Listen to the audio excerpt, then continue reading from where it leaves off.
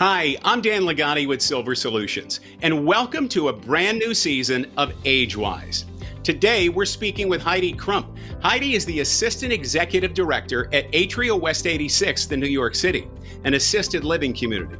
We're going to cover a whole range of topics, but first, a little bit about Heidi's background. She is a clinical social worker and also has a master's in social work and aging from Columbia University in New York City.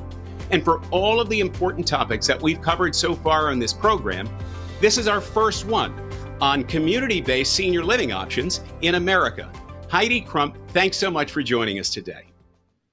Thank you so much for having me, Dan. I'm thrilled to be a part of the AgeWise program. Heidi, people of my generation tend to use the phrase nursing home, and I don't think that's accurate or comprehensive. What should we understand about the living options that seniors have as they grow older? Yes, you're right. Most people do think of nursing homes when they think of community living. That's their first thing that pops into their head. My parents and my grandparents called them old folks homes, so that's even less PC than what the term is now. It's a skilled nursing facility is what nursing homes of today are called officially. There's a wide range of living options for older adults in the U.S., and it all is based on what their needs are. Some folks live at home, they age in place. Others need a higher level of care, and you would see them in a skilled nursing facility based on their needs. But then there's a whole range of living options in between home and nursing home. And where does Atria West 86th fit into that continuum? We are able to provide some nursing care. We do have nurses on staff who oversee the wellness department. They're there 24 hours a day, so they are able to assist with things like diabetes management. We have a medication management program and also personal care, which would be assistance with dressing, bathing, things of that nature. Not all of our residents need those services, but they are available to them should they need them. One of the things that everybody with an older parent at some point dreads is the conversation around, should mom and dad still be living independently? What's the right time to have a conversation with your aging parent or loved one around whether an assisted living community or other community-based option is the right choice for them? That's a really good question, Dan. I would tell families to be sensitive, to be supportive, but not to skirt around the topic of senior living. If you have someone in your family that you think would benefit from this type of community setting, to go ahead, have the conversation. After all, these are adults we're dealing with. Because too often we see people wait too long to make a move, and then they miss out on all the wonderful benefits that this type of setting can provide. It's not just the medical care, it's assistance with food, having meals a day provided to you, having housekeeping assistance, someone come in, make your bed, take out your trash, do your laundry. It takes a lot of burden off of the older adult, just even these small things that can make keeping house or managing your day-to-day more complicated. So when you think about what families should go through to select the right community, the right facility for mom or dad, what are the top 3 things that you recommend everybody takes a look at doing? So, of course, with any move, location is paramount. If you've lived in a city your whole life, maybe you wouldn't be so happy at the community in the suburbs. Or maybe the most important thing to you is to be near your kids, to be near your grandkids. So I would say, number 1, location. Of course, with any search, cost is a major factor, and it varies across the country and depending on the level of services. And then lastly, really the culture of a community, the feel. A great resource for us all is the internet. Basically, every community that I know of has an individual Facebook page Depending on where you are in the country right now, there may be some limitations on tours, visits. So a great way to see what's going on inside a community, to see the residents, what they're up to, is to do internet search and look at those Facebook pages. They all post photos of the residents, the activities, the food. So I would recommend that to any families that are searching. I want to continue on the line of answers that you're just giving to really put it into this framework.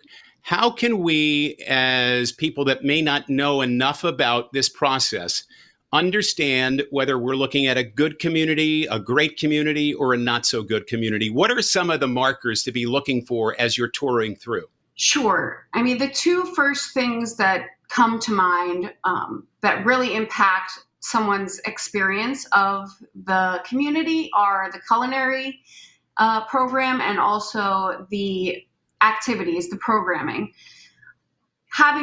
Enjoying beautiful meals every day, attending programs that enrich your life, that's something that can really impact a resident's experience in a community. But to me, overall, the thing that makes a community stand out is the staff, the people that work there. They create the energy of the community, the feel of the community. So whether it's the person that's welcoming you when you come in or the housekeeper that makes your bed in the morning, you want to be around happy, warm people. Something to consider when you're in conversation with communities would be to ask about the staff. Do you have people that have worked here a long time? For example, the community where I work, this year we had 13 employees celebrate long tenure anniversaries. That's 10, 15, 20 years. It really is a huge testament to their dedication, not only to their jobs, but to our residents who call our community home. You mentioned a little bit earlier cost, right? Because one of the considerations for everyone that's growing older, do I have enough money for retirement? Do I have enough money to live the rest of my life the way that I want to live my life? And I know that communities like yours certainly vary in price point depending upon whether you're in Manhattan or you're somewhere in the middle of Kansas. You have a frame of reference being in Manhattan, and while your rates may be higher than other parts of the country, what's a reasonable price point in New York City for a one-bedroom assisted living community? So just like any real estate transaction, the cost of the apartment or the unit can depend on the square footage, light, view, all those important factors that we consider when we're looking at a new home. Heidi, one of the other things I wonder about is the role of long-term care insurance when it comes to helping to defray some of the costs for staying in a community like Atria West 86th. Do many of your residents have it? Is it something that folks like yourselves recommend? It is something that a decent amount of our residents do utilize. In my experience, there's a daily policy rate, and some have monthly, but for the most part, it's a daily rate.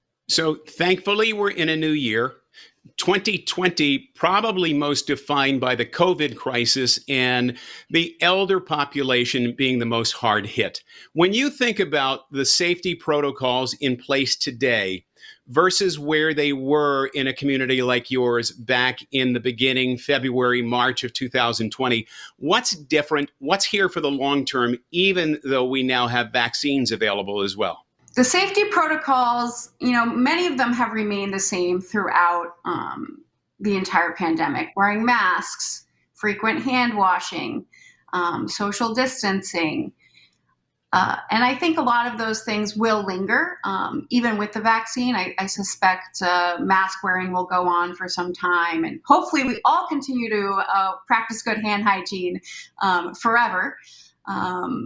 One thing that changed over the course of the pandemic was, here in New York State, all of our personnel were required to get tested every single week. I'm not sure how that will change as vaccines become available to the residents and staff, but certainly that has created a lot of safety and security within the communities. Knowledge is power. So, of course, being able to know, God forbid, if someone was positive for COVID, that we could remove them from the workplace and proceed. Clearly, there's a dynamic, and we see it in our business at Silver Solutions, between adult children and their aging parents. When the process of deciding is assisted living right, should someone be in a continuous care environment, in independent living, in your view, what's the role of family in the decision-making process for mom or dad? Of course, that depends on the family themselves, but what we see more often than not is if a new resident has a family, they were involved in the decision-making process. And usually they are the first ones making the inquiry. Circumstances, a health event, or some other significant event in one's life often pushes a family to move a resident into a community-based setting. It becomes obvious that additional level of support or care is needed. We do find that if the resident can be involved in the decision-making process, it does make their adjustment and transition to the community more smooth. That's not to say that residents that whose families push them to move in don't adjust, but it can take them a little while longer to warm up their new home. So to get a little more specific, now that someone is at the point where they've toured through Atria West 86, they like your community, mom and dad are on board, they want to make the move in, how much lead time do you need? If it's the middle of the month, is it 15 days later they can be in? Is it 6 weeks? Is it months? What's the typical lead time that you experience? Well, for us, we can start a lease any day of the month. You don't have to wait till the end of the month.